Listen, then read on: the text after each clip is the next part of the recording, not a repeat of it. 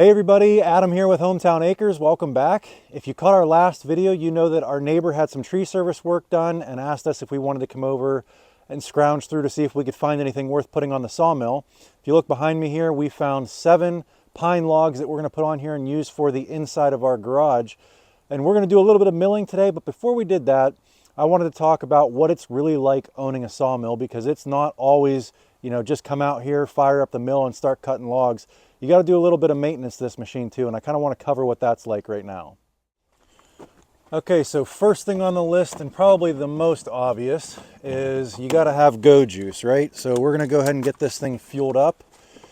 And with where the fuel tank is on this thing, I really like using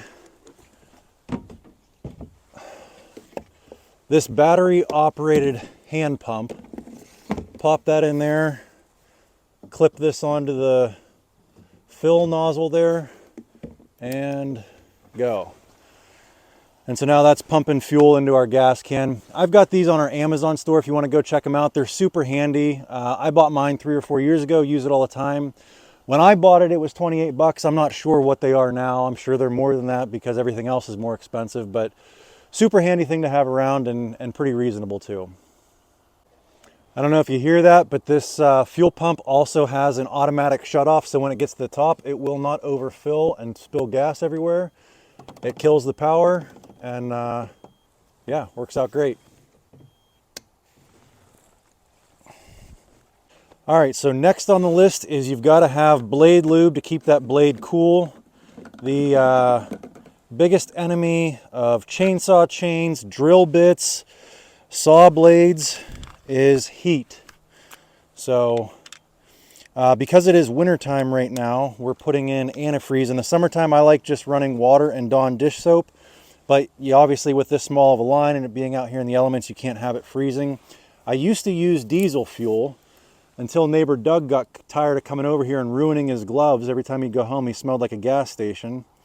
So we are using antifreeze, or car windshield washer fluid. And I'm going to do about a 75-25 mix with water, because water is free.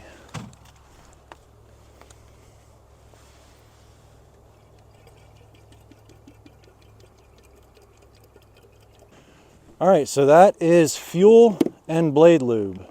Next on the list is greasing all the bearings and all the wear joints. And these ones up here that are the bearings for the blade lift.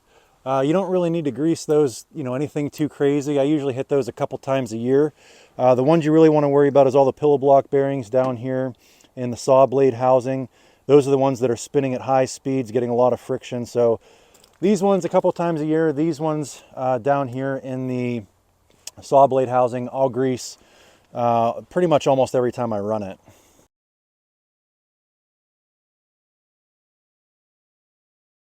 Then we'll go ahead and pop these blade covers off and get the bearings inside here greased.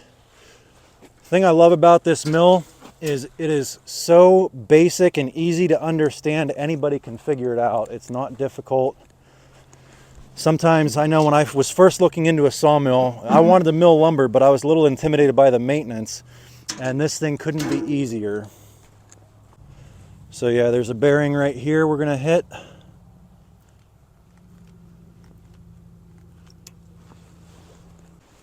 This roller bearing here. There's a bearing right here.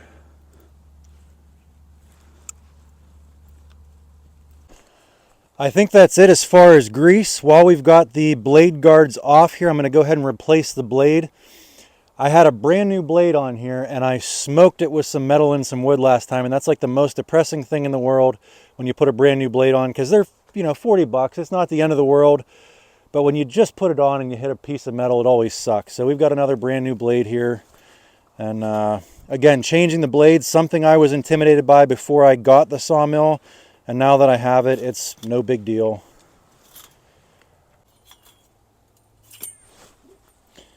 And you always want to make sure that you're wearing gloves when you do that. I've seen some people that they'll just take it and throw it out. And that works. It'll unspool itself and it is a little safer. But you do run the risk of this flipping upside down, the teeth hitting a rock and dulling them before you even cut any wood with them. So now that we've got that undone, we're going to go ahead and pull the old one off. Just spin it around and work it off the wheel here. There we go.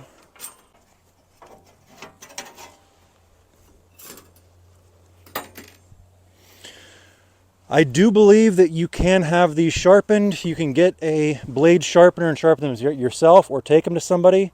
But what I've heard is you really can only sharpen these one time because of the heat treat on the steel. They just become brittle and they're prone to snapping when you're cutting wood with them if they've been sharpened too many times. So putting the new blade on is just the reverse process. And then just roll that around until it seats nicely on those flywheels. There, blades are changed. Blade covers go back on.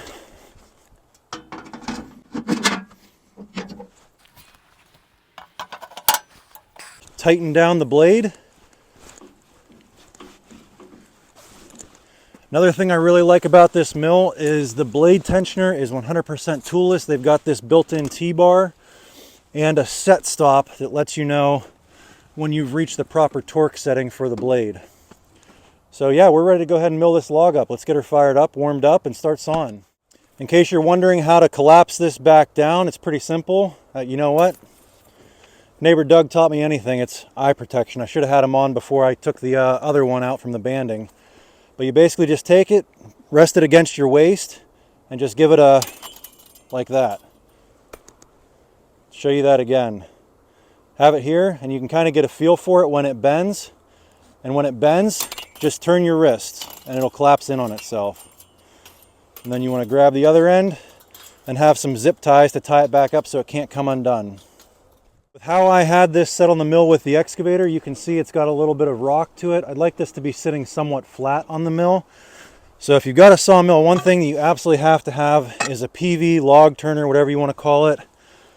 Just gives you an extra little bit of leverage to turn those logs on the mill. I'll also have a link to these in our Amazon store in the description down below. There we go. Yep, now that's solid. Now what I'm going to do is go ahead and measure the pith. So I take my 6-foot level there, run it across the bed rails, and I measure up from that because I know that's going to be the same on both sides. So we're at about 6.5 inches on this side. And I know you can't see me with the camera, so you'll just have to take my word for it. We are about 6.5 inches on this side, so we're good. If we weren't good, there is a jack on this sawmill, which is a really nice feature to have. And basically what you could do is you can jack that log up like this so that your pith is centered all the way through. If you're milling hardwood, what that helps you do is the pith is very unstable and it's prone to checking and cracking. If you're milling softwoods like this, what it helps you do is maximize your lumber. So if you've got a real uneven log, you can kind of center your cant, take the least amount of material off in slabs and maximize the amount of usable lumber out of this. So that's why you go ahead and center the pith on softwoods. So we'll go ahead and get this log locked in.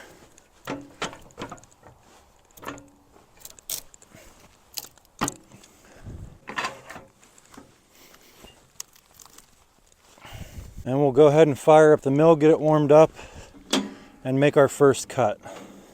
And now I'm just eyeballing to make sure that we're not going to hit any of our log stops. And I think we're good for our first cut.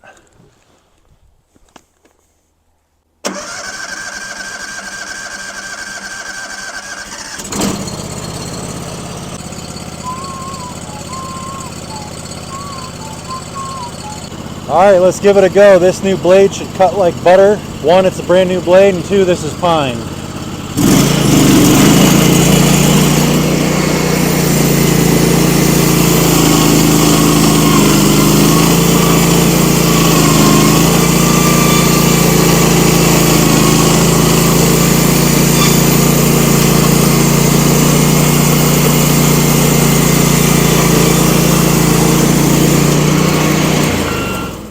So So another thing that I really like about this sawmill is that the log stops are on this side of the mill, on the leading edge of the blade. And what that does is, as you can see, when I turn this log and we make our next cut, we only have one cut with the blade that's actually going through the bark. Everything else is going to be going through a cut side, and what that does is help lengthen the life of the blade. The blades don't dull that quickly going strictly into wood, but when you start getting into bark and dirt and not clean edges, your saw blade is not going to last as long. So just a small little thing worth mentioning that I really like about this mill.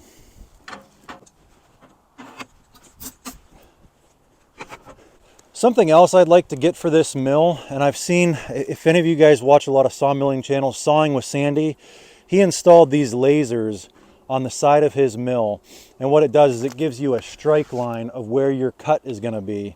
And what I usually do is I come over here and I measure up from the bed rails and say, okay, that's 14 inches to where I will completely take that slab off. And I'll come down here and measure, okay, this is 13 inches. This is probably this, or here's the low spot on the log. Yeah, that one's 12 inches. So then I'll set my depth of cut at 12 inches and it'll take this all the way off. But if you had those lasers, it would save you a little bit of time showing you exactly where your cut is, and you would just raise and lower to make it so that you're completely cleaning that slab off.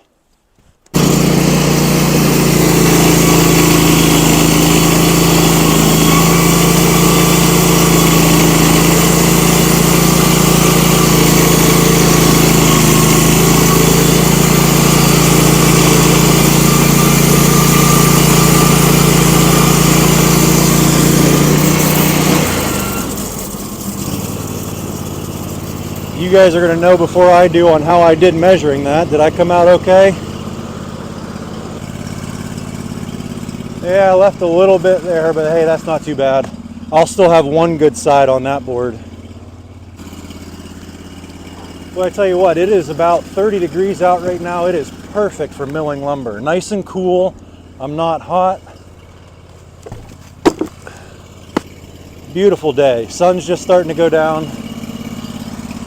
Let me know in the comments below if you guys like this style of video. I'm trying something new here. I got a new microphone, kind of talking with you guys as we're milling up this log. I'm having fun with it.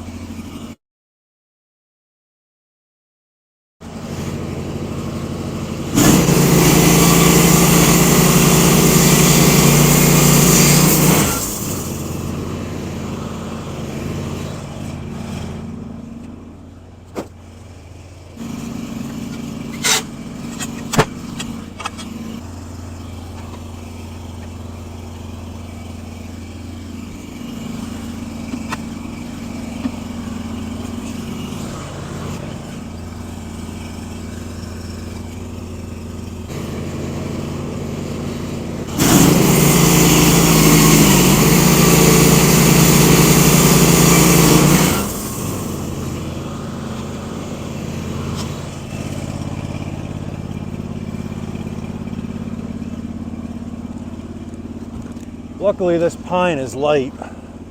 If this was hardwood, I'd be struggling carrying this. All right, so now that I've got this log all squared up, I'm gonna go ahead and measure, see what we're looking at for dimensions, and see what the best use of that lumber is. So this is about 11.5 this way, and about 8.5 that way. So I think probably what I'm gonna do, since this is 11.5, I'm gonna go ahead and cut this in half this way, and then just start slicing it in 1-inch thick slices.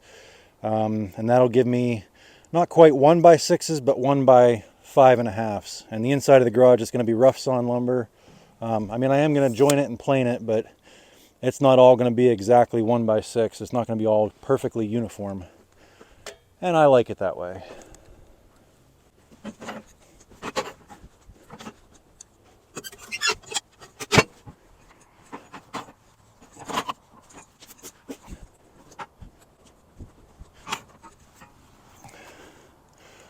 Okay, yeah, like I said, we're gonna go ahead and cut it right in half this way, flip it one more time, and then just start cutting 2 pieces at a time.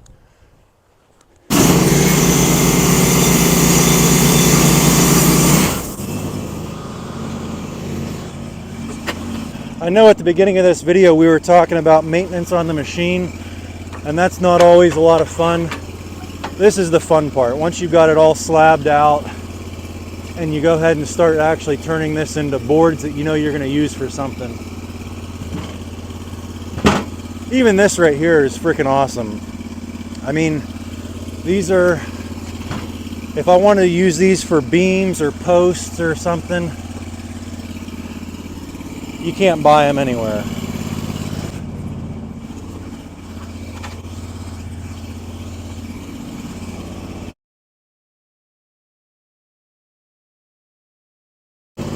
Okay, so that's 8 3/4. We are going to go ahead and drop this 1 1/8 to account for the kerf of the blade.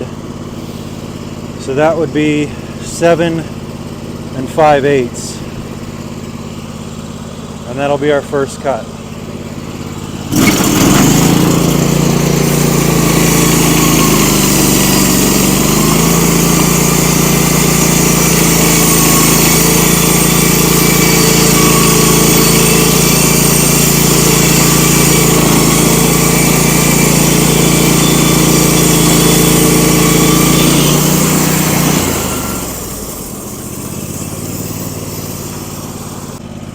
This right here is what makes all the maintenance worth it. There's $8.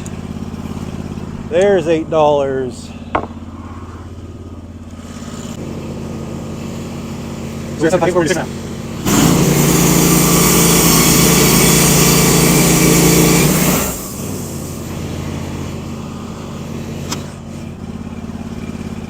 I'm just guessing these are $8. I'm not sure. Somebody look it up and tell me. 1 by 6 by 10 footers. Pine.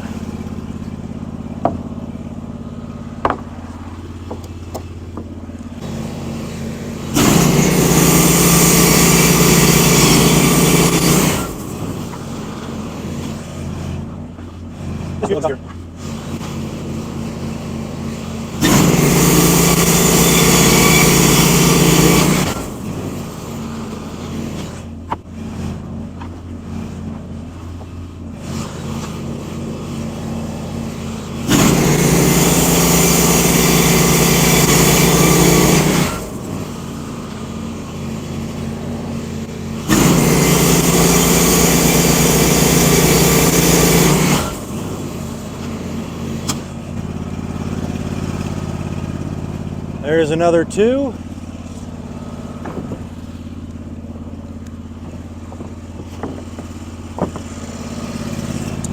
And 2 more.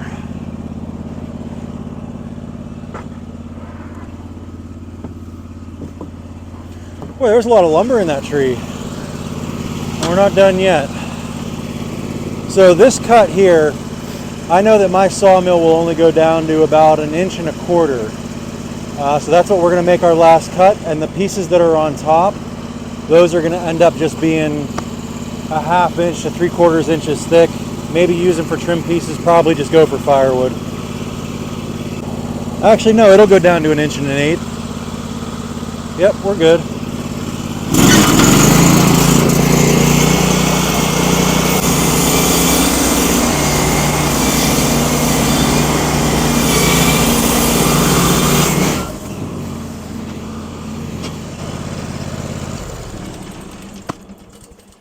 And we are done. Yeah, these are those thin ones I was telling you about. I mean, I could still use them for something, I suppose. But they're not going to be the same as everything else. These ones here are the 1-inch boards.